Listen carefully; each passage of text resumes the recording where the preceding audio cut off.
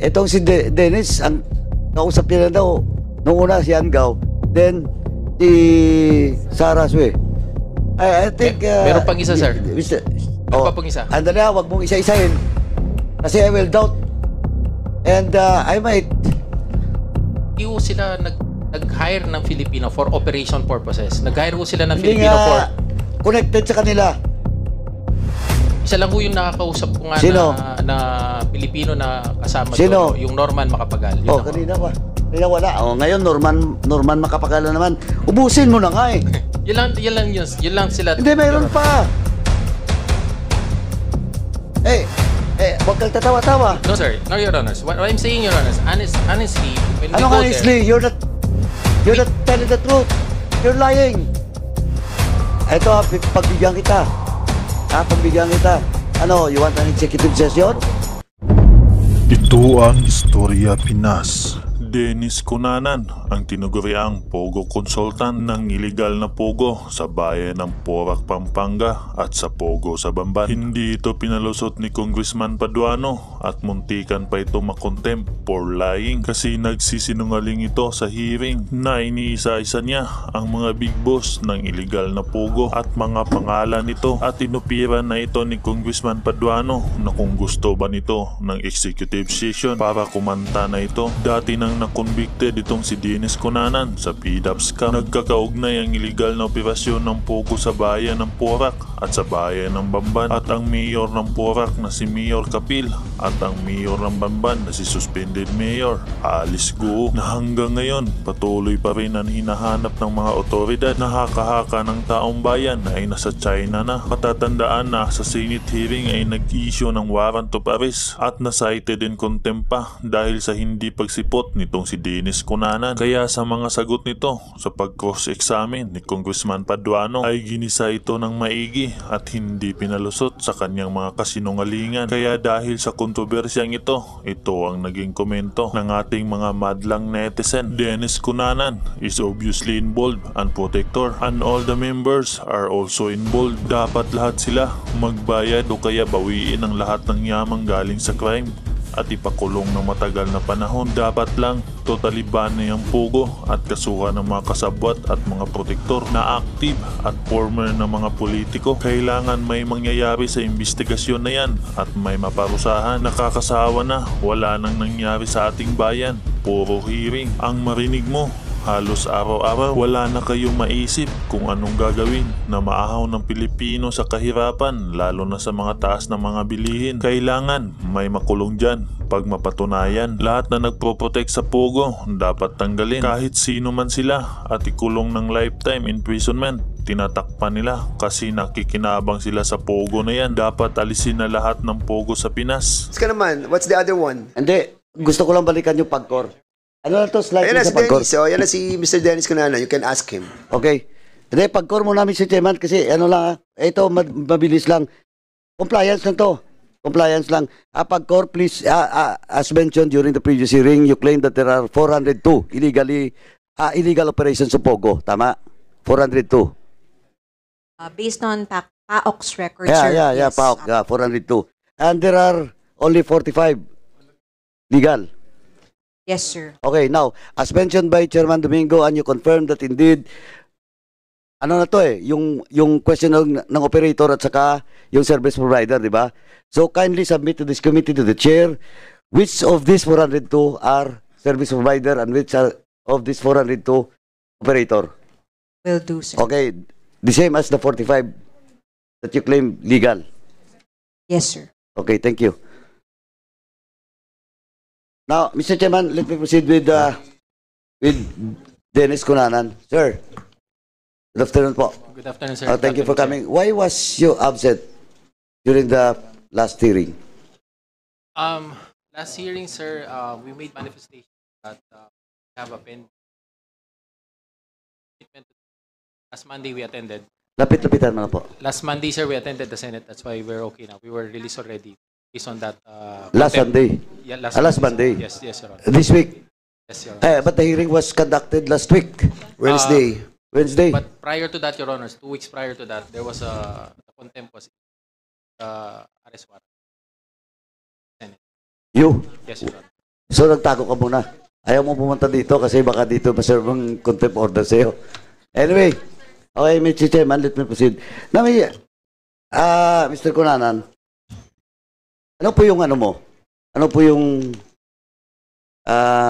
you mentioned that you have a consultancy firm. Yes, Your Honors. If Your Honors, if you will allow, can I just read briefly my It's up to the chairman. If not, sir, I can Statement? put it. How long will be the statement? This is page. 1 page? It's all about what, Dennis? But it's okay, Your Honors. I can just Because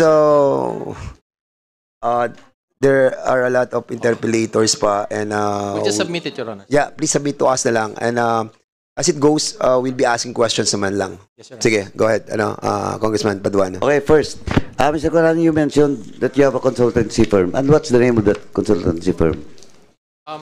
We have a consultancy firm, sir, Advantage Management Consulting Philippines. Is it registered to SEC, Your Honor. SEC? Yes, Your Honor. Ano yan? When was that firm registered? We started organizing, Your Honors, in 2017. And then in 2018, we were already organizing fora and discussions, particular to startups, strategic organizing. And then by 2019, sir, we officially registered. So 2019. Yes, sir. And who are those board and officers of that consultancy firm? We have one international board member, and we have businessmen And that and international, friends in what's JCI. the citizenship of that international US, Your Honor. US? Okay. Now, have you submitted that your incorporation sa yung documents from SEC in the committee? We can submit, Your Honor. Please submit. Yes. You have now? I don't have it with me right now, Your Honor. Please submit na lang po. Then, nandito naman pong SEC. Paki-produce na lang po, no, for official record of this committee, while Dennis Cunanan have committed to submit the documents, but still the official documents should come from the SEC. We'll just need the name. O, the name daw. We'll give it, Your Honor. O, before the next hearing, dapat makita namin po. Okay. So, 2019. Tama? Yes, Your Honor. So, regular yung ano nyo? Regular yung renewal? Yes, Your Honor. Okay. Opo. Okay. So, anong position mo doon sa firm? I'm the president and CEO, Your Honor. You're the president and CEO. Yes. So, ano yung ano mo? Anong services that you render to Lucky 999? Your Honors, what happened, let me just contextualize it. What happened with Lucky South, actually, is we were in Central Luzon at that time because When was that? Sometime 2019, October, Your Honor. So, that was the time that your firm was already... We were already established, Your Honor. We were, But that was also 2019. When was that?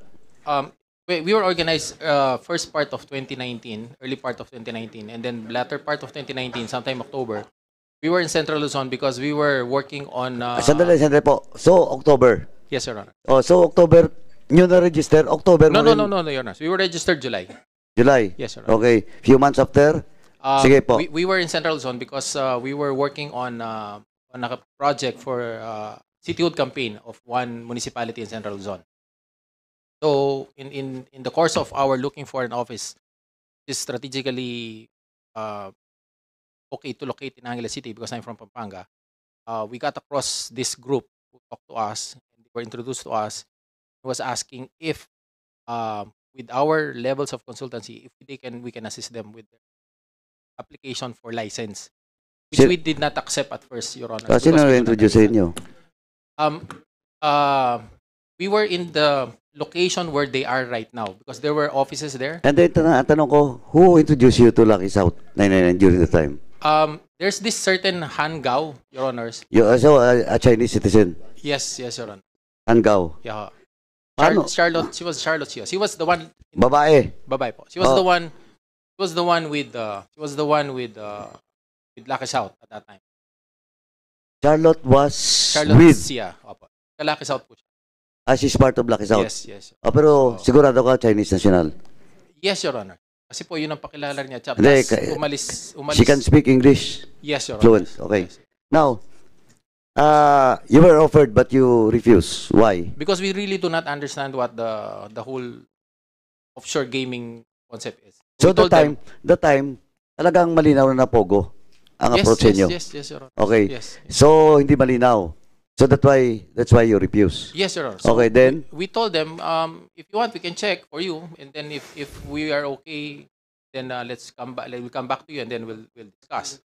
So a few months after, Your Honors, we went back to them sometime November. We brought them just a November of 2019. Okay. So we gave them a checklist from the website of Agcor, and we told them, I think it's easy if you can comply with the requirements. So once you get comply with the requirements, there are financial requirements, etc. If you can comply, I think we can help you out. That's when it started, Your Honors. And then the next time we met. Sandali po. So November, kamo. Okay? Yes, Your Honor. So that was the time that time pala hindi pa operational yung Wala Lucky pa, South sir. Wala 99. pa. Okay. Wala pa. Now, sinong kausap mo doon? November. Yun sir, si Miss Charlotte Sia, and apparently I found out her Charlotte Sia. Zia? Sia, Iba pa yung Hangaw. SHIA. And then apparently, sir, I found out her real name is Han Gao. Okay. Han Gao. Charlotte Zia Hangaw. Okay. English Tapos, name niya pala yun, sir. sino pa? Siya yung kausap lang namin, sir. Sino? Siya lang po yung kausap namin. Siya lang. Apa. Siya lang yung humaharap sa amin. For Lucky. For Lucky South? Ah. O ano So, yung ano niya? Ang sinasabi ho niya nun, Anong yung kanya- personality niya? When you talk to you? ang sinasabi ho niya, yung kanyang mga principals are out of the country. Hindi, kaya nga, principal niya out of the country, but what is her position in Lucky South daw? Nung pumirma po siya, president nakapirma eh. Oh, the president. Eventually yun, nung pumirma, president. President. Opo. Oh, before you proceed, Sir Dennis, Chairman, have you invited a certain Charlotte Chia? Hangao? Sino? Charlotte Chia? Hangao. Hanggaw? Yeah, Hangao. They're gone. Wala. Yeah. Oh, no, Wala. but we have to invite the next hearing, Mr. Chairman. Yes, we will. Okay. Okay, thank you. Do you know specific address of Hangao? Ako ngayon. He was just there, Your Honors, in Porac. That's where she stays at that time. But as far as I know, sir, in 2020, she left already. Huh? She left already in 2020. Left. Yes, Your Honors. Why? I really don't know the reason, Your Honors, but she resigned from the company in 2020, and then a certain Sarah Shu, which is Hui Chi, took over as interpreter. That's why during that time, I was designated as the temporary authorized representative because it used to be Hangao. Okay, so that was 2020. Yes, Your Honor. So, exactly when was that? Month lang. No, sir. That's July of 2020. July 2020. So, ikaw na ngayon yung official representative of Lucky South 99. Temporary, Your Honor. Hindi nga. Yes, yes. Now, when the raid was conducted, Wala na, sir. anong wala? Hindi na po ako kasama doon. O when, Wala. kaya ka na umalis doon? Okay, Your Honors. In June 19, 2023, Pagcor called for an exclusive meeting among all licensees of offshore, and they mentioned there that even the authorized representatives will be as liable as the key officers of offshore gaming operators. And I told Lucky South, it's not tenable anymore for us to be there. Okay. Okay, so June of 2023. Yes, Your Honor. You stayed there for almost 3 years. Tama? No, sir. Actually, what happened is after we helped them with their license, what happened is we are on call. Ibig sabihin, no, kunwari, isang month, meron silang mga documents na dumating sa kanila. They will request us to come and review the documents, and if it's proper that they're answering it, yun lang yung ginagawa namin. Once a month or maybe other 2 months, they will call for us, and then they will pay us based on a consultancy on a per hour basis. Wala ko kaming engagement talaga. Pero officially, sir, technically, So, sino kausap mo doon? Kung every day, 1 month or 2 months nandun ka? yung pong Sarah Sue, yung kanilang Siya lang? interpreter. Yeah, Ano yung- posisyon niya doon? She's in the accounting and she's representing she's representing the company. Usually Chinese. naman gagawin lang muna. No? Chinese. Chinese Again? Chinese siya? English speaking. Your Honor. Siya yung So, nakapag-English. Chairman, tingnan mo. Nung una Hangaw, then itong... You never met anybody from San Lagi except for Saraswi? Pwede mo ba akong mapaniwala? Ikaw binigyan ng...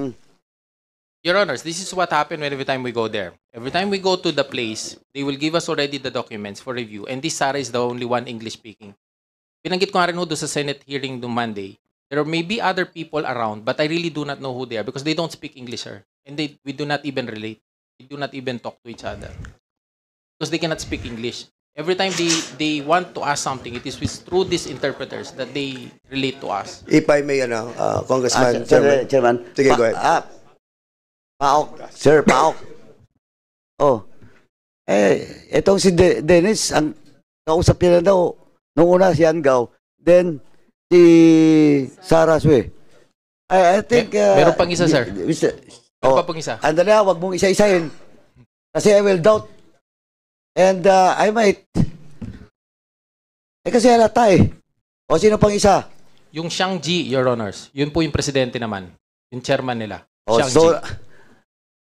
wag mong... buuin mo na. Sino pa? Hindi yun nga, sir. Yung after nga ako nung Kasi kanina tinanong kita, it's only Saraswe. Tapos, kasi yun ang marunong mag-English. Yung una, Hangaw. Then Noong yung 2022 po, dumating na sa Philippines yung Xiang Ji. So, nakausap na rin namin yung Xiang Ji. Kasi siya na rin ang pumipirma ng mga documents sila. kita mo. Chairman. Wala bang Pilipino na nakilala mo doon o nakausap mo? That is involved in Danlaki and all those operations in Purak? Hindi ho sila nag-hire ng Filipino for operation purposes. Nag-hire ho sila ng Hindi Filipino for... nga connected sa kanila. Isa lang ho yung nakakausap ko nga Sino? na Pilipino na kasama Sino? doon. Yung Norman Macapagal. Yun ako. Kanina pa. Kanina wala. Ngayon, Norman Macapagal na naman. Ubusin mo na nga eh. Yun lang sila. Hindi, mayroon Your Honor. pa. Wag kang tatawa-tawa. No, sir. No, Your Honors. What I'm saying, Your Honors, honestly, when we Ano go honestly? You're not telling the truth. You're lying. Mayroon pa. Mr. Chairman. Ito, pagbigyan kita. Pagbigyan kita. Ano, you want an executive session? Kasi parang hindi ka buuin mo na kasi. Kung medyo alanganin ka, you ask for it. You ask for an executive session. And if the chair and the members of this committee will grant, we'll give you the time. No, Chairman, I will hold my fire to Dennis, ha? Mag-isip-isip ka. May I interject? Yeah, proceed ka, o May I- Chairman.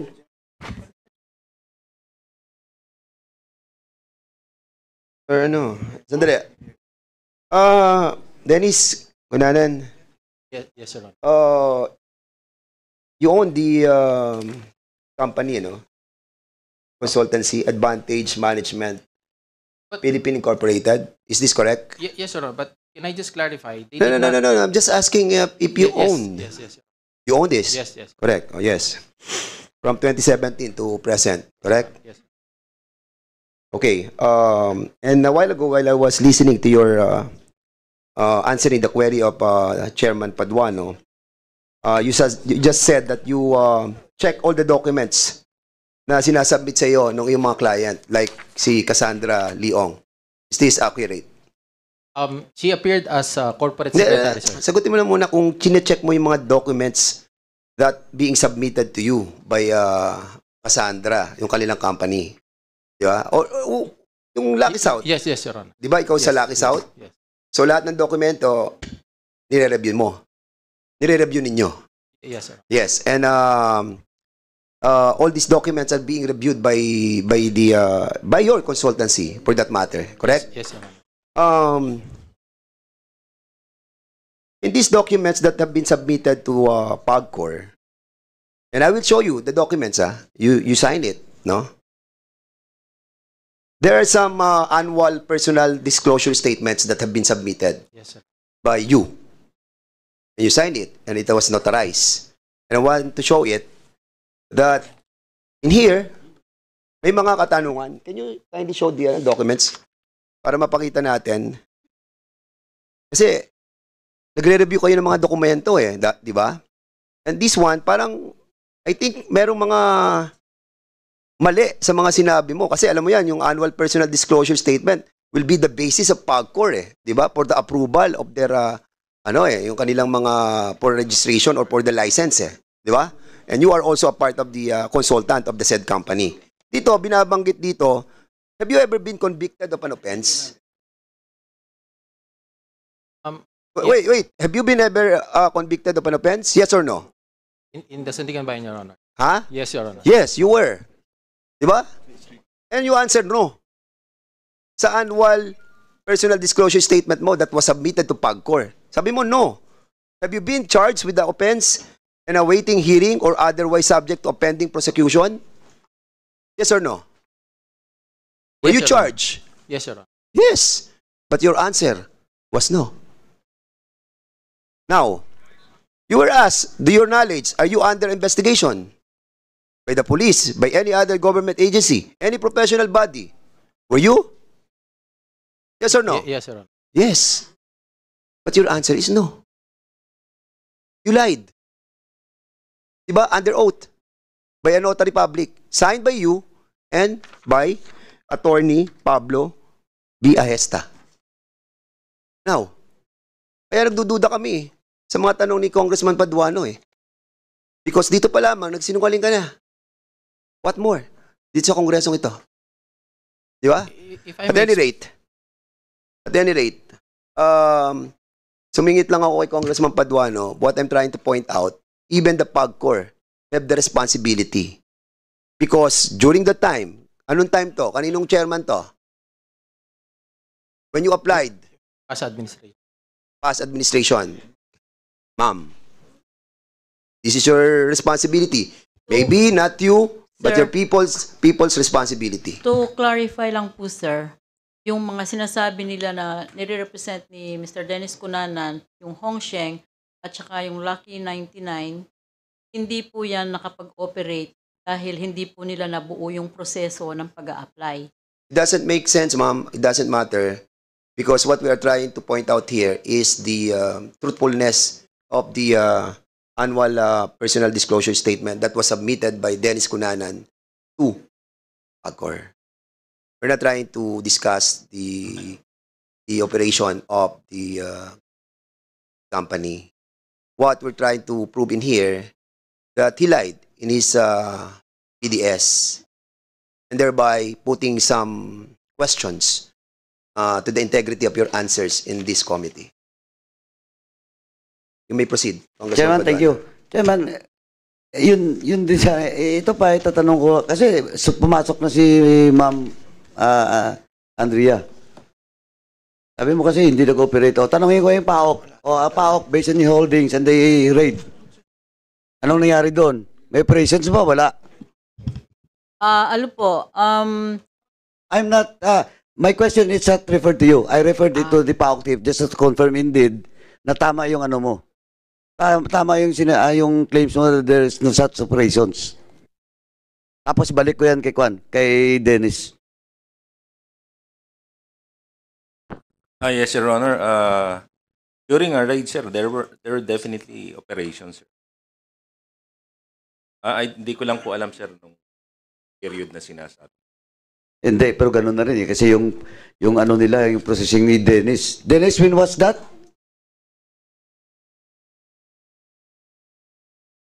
Yung approval from PAGCOR?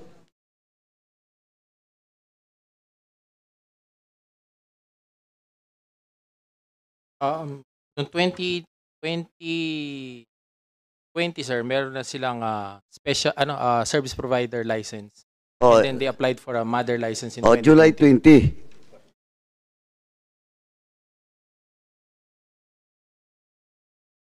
December, sir, nung nag-apply sila for service provider, Oh, tapos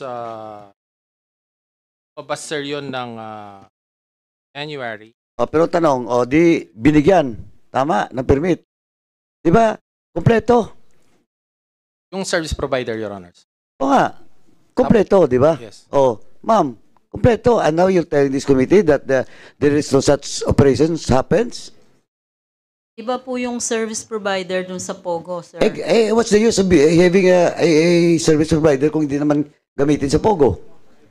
Baka po yung service provider na yon, meron po siyang ibang sinaservice na Pogo. Ay, susunod ako. Hindi ko po kasi, I don't have the, pero po itong maliwanag, kasi po, kailangan siguro i-explain ko yung process. And then, explain mo lang kanina, alam na namin yon na may Hindi po limang, yung blah, pag-issue blah, blah. ng license. Ang sinasabi ko lang, ma'am, ganito. Now, here comes Dennis. Kinonfirm niya that was approved 2020. Oh, ano pang, tapos pag-approve, ano? Tapos, Pag-approve po, yung nagpa-upgrade raid, yata yung sila ng actual Pogo. raid was just the first day of operation? Are you telling me that that was the first operation ng raid? But all the documents was approved 2020? Wala naman. Dennis, tanungin kita. Tanungin kita. Binigyan na kayo ng permiso, lahat-lahat, kompleto. Kailan nag-operate?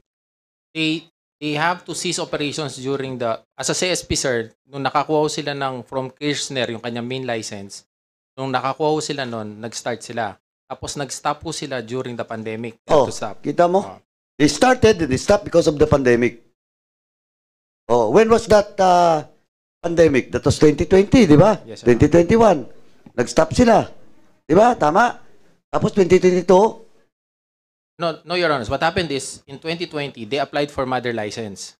So, nung nag-apply po sila ng pero mother... prior to that, Hindi na sila, sir. Hindi na. hindi nga prior to that ang tinatanong ko. Before the mother. SP, sir. Oh, Service provider. Yes, sir. di ba? Awa. Anyway, Dennis. Yan. Pinakita ni chairman sa iyo. Pagkor. Kayo na ngayon sa administration. Anong possibility ni Mr. Dennis Cunanan? Kasi, she represents If, kasi po right now, wala na pong lisensya yung Hongsheng Gaming Technology and Lucky South Technology. But should it have been found during the time na meron po silang lisensya, it's a ground for the cancellation of the license. Of course, but now post to the person. Legally. Nadaya kayo Yes, sir. Di ba? That's under oath. Lawyer ka. Di alam mo kung anong Last question. liability niya. Di pa. Last. Sige, last ko na. Wag muna. Ako muna. Interject ako. So, before Just a parliamentary inquiry, Mr. I know Chairman. that you will be asking No, for I your... was just going to ask whether Congressman Paduano and the chair would like to take my time so that I can give it to you freely. Man, not me. Chairman Barbers, not me. It's the chairman. Okay, before you proceed, Congressman sige. Paduano, Chairman, Chair would like to acknowledge the presence of Chairman Momo. Malis na po. Yan, nainip na kasi nga ang tagal magsalita ni Chairman Paduano. And also Congressman Representative Gas Estambunting, our chairman ng legislative franchise. Ako pa may problema. Thank you, Mr. May I- Chair, for Yes. the acknowledgement. May I... Ganito lang, balikan ko lang si Dennis. Dennis, again, may may marami pa akong holdings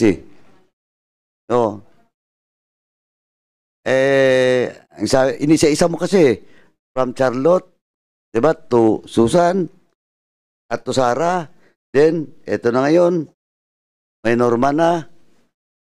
Nung tinanong kitang Pilipino, marami. Ba't hindi mo divulge lahat? Pati yung connection ng mga former government officials. Pati yung mga abogado. So ngayon sabihin mo na, yung tungkol kay Medina. Diba? Yes. Kita sir. mo? Yun yung lawyer. Mr. Chairman, again, this person is lying. Yes, I think, and I believe, Remember, under oath, kaya nga tinanong kita gusto mo, if you cannot tell in public all your knowledge about the operations, are you willing for an executive session? This will be my last question to you. Are you willing? Yes, Your Honor. Oh, he's willing. before we have an executive Okay, session. thank you. Okay, thank you so much. Dennis, I believe that you know this girl, no? Kilala mo naman to. Yes, Your Honor. Kilala mo. Yes, Your Honor. Client. She's the corporate secretary, Your Honor. Siya yung corporate secretary ng Ang Lucky South, Your Honor. Lucky South. Okay.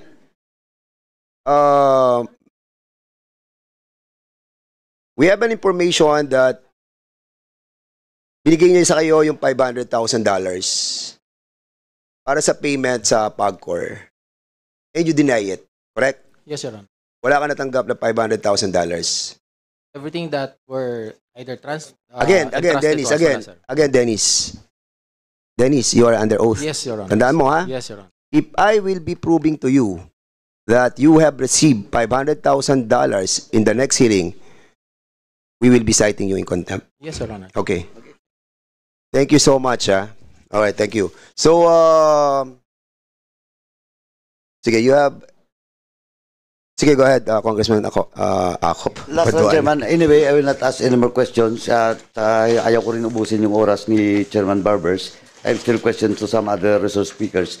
But, Sir Dennis, okay, you have committed to for an executive session, so you should tell the truth and nothing but the truth. Kasi, kung wala rin may makukuha, pagbalik dito, contempted ka na. I will cite you in contempt. Tama? So, maybe we will be... Yes, Congressman Akop. But,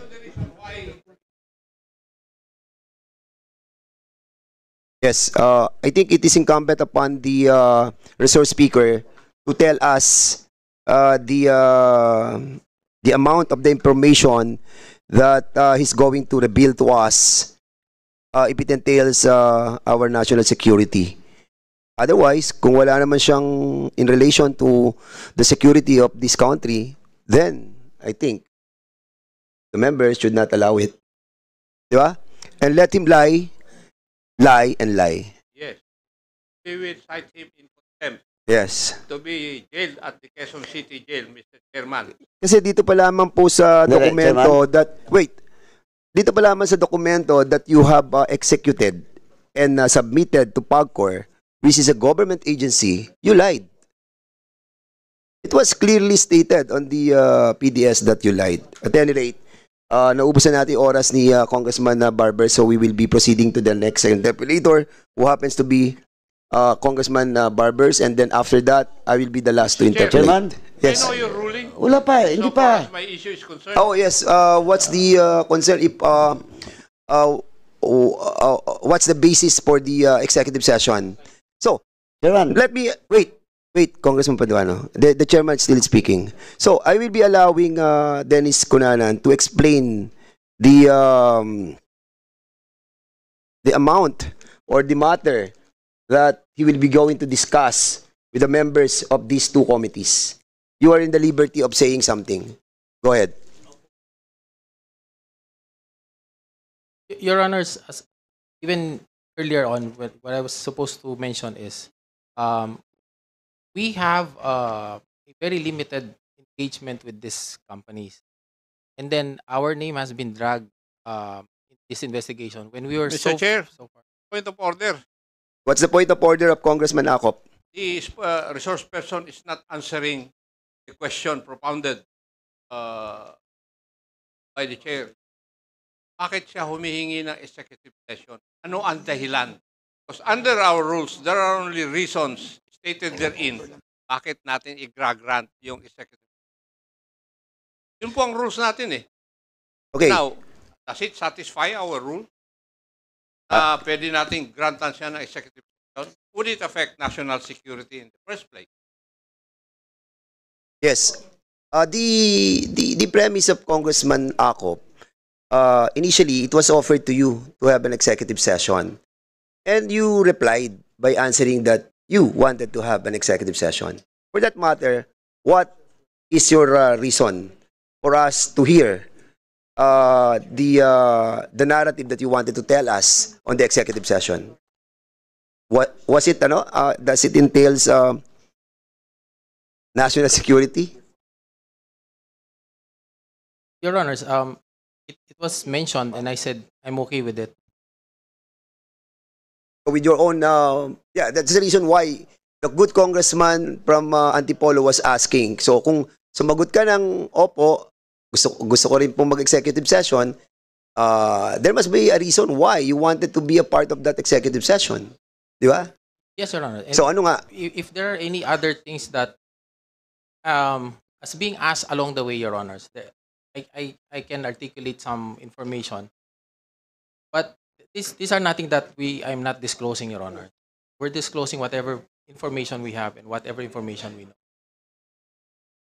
Yes, Congressman Paduano. Anyway, Mr. Chairman, I was the one who asked Mr. Dennis Cunanan about an executive session.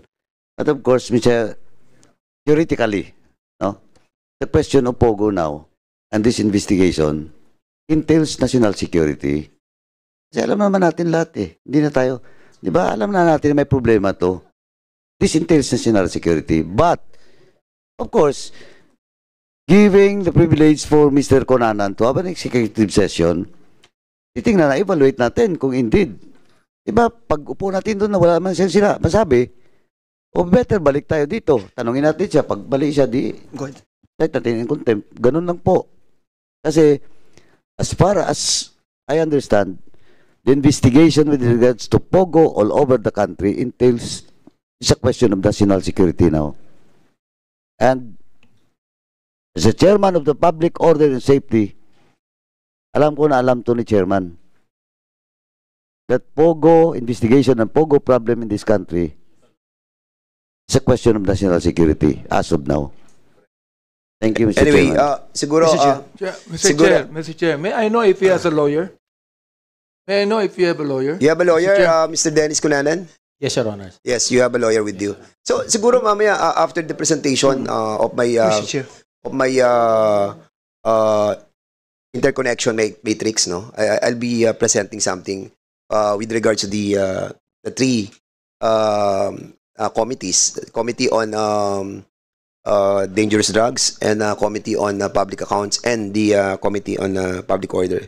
So before I present my matrix, I'll be asking Congressman Barbers to interpolate. So you now have the floor. Maraming salamat. Before you proceed, the chair would like to acknowledge the presence of our former colleague, the president of the League of the Municipalities of the Philippines, Congressman, Mayor, Governor Bernos. Siguro mamaya we'll ask him to say something. But for the meantime, we'll be asking Congressman Barbers to start his interpellation. Thank you, Mr. Chair.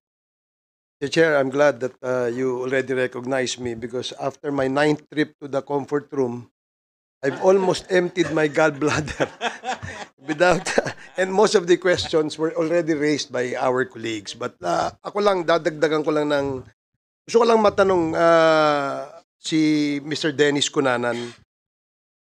Mr. Dennis Cunanan? Yes, sir. Meron kayong engagement with Lucky South 99? Yes, Your Honor. On a contractual basis. Based on output. Can you expound on a contract? On an output basis, Your Honor. Okay, so your company is a consultancy firm. But they engage me, Your Honors, personally, not the company. So not the company. Yes, Your Honor. So meaning, meron kang what consultations do they ask from you? Anong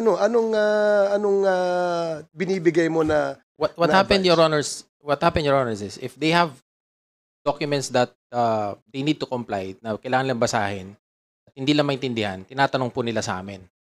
So, Sa amin o sa iyo? Sa akin, sir. Tinatanong nila sa akin. Tapos, kung maintindihan na nila, then ginagawa nila, sir. Kung meron na po sila nakagawa, tama ba to? Ito ba yung tama naming isasubmit? I just want to clarify on the PDS, Your Honors. It was an oversight on my part, yung PDS, because I was not the original authorized representative. It was Han Gao. But apparently, when she left and they needed to complete already the document and submit it to, meron man din silang sir tao eh. Hindi naman po ako lang yung nakalagay doon. Meron din silang tao. So yung tao nila, kailangan tumakbo ng Manila para dalhin yon. Pinapirma ho nila sa akin yung document and then they submitted it.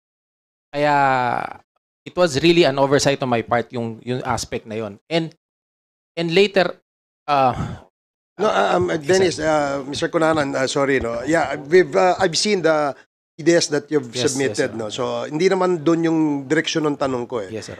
Ang tanong ko kasi, consultant kanila. Yes, Your Honor. Okay. So consultant ba sa tax? Consultant ba sa, let's say, link with the LGUs, the national government? Anong klaseng consultancy? Ginawa nila sir akong communications consultant nila para sa kanilang pag-apply doon sa license. Yun lang yun, sir. So they don't have a lawyer.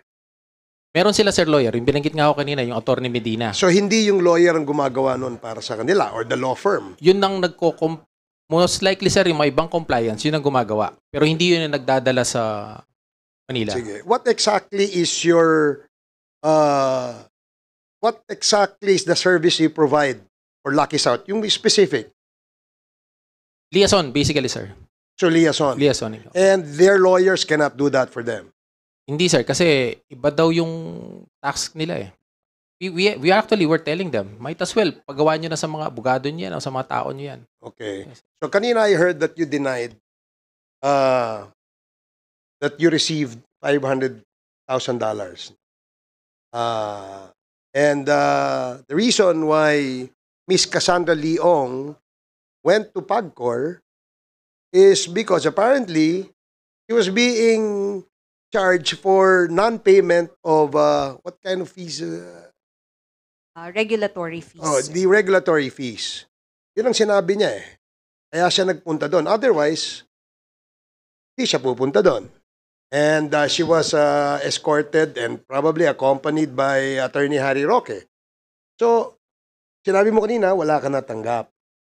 Yung bang pagbabayad ng Lucky South 99 ng regulatory fees to PAGCOR, hindi ba kasama yun sa services that you provide? If there are instances, Your Honors, that they cannot do it, they ask us to help them. Pero So, hindi kami... Ask us or ask ask you? me. They ask me to help them. So how many times have you done that for them? A few number of times, Your Honor. Just be specific. 1, 2, 3, 4, 5, 6, 7, 8, 9, 10. How many?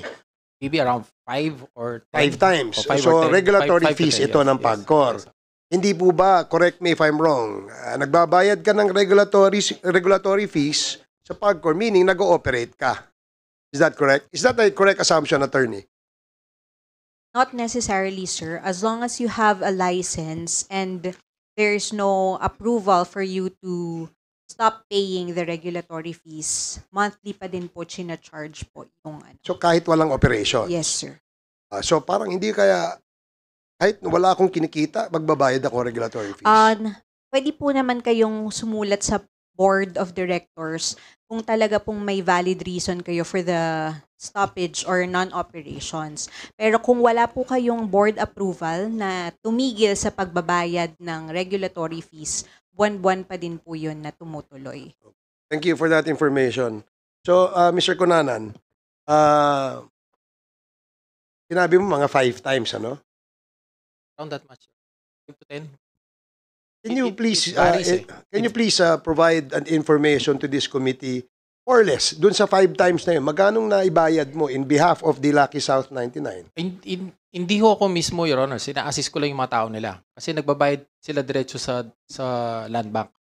Okay. Nagbabayad. And would you have any idea how much would that be? Usually, sir, yung minimum guaranteed fee that PAGCOR is requiring, which is the 150,000. And then I think the reason why they are having some issues is later on when the new administration came in, they started charging additional 50,000 administrative fees. So these were the accumulation of things I think that they were addressing. And if I'm not mistaken, Your Honors, even while they were talking with PAGCOR at that time, they were already settling a portion of that arrears. And then later on, they were able to fully pay all those arrears.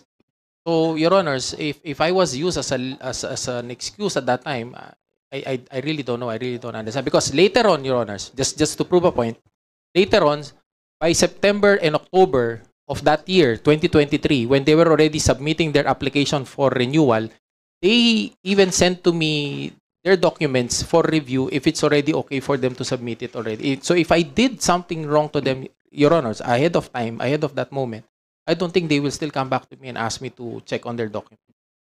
Okay, thank you, Mr. Cunanan. I'd like to ask, Mr. Chair, former PAGCOR Chair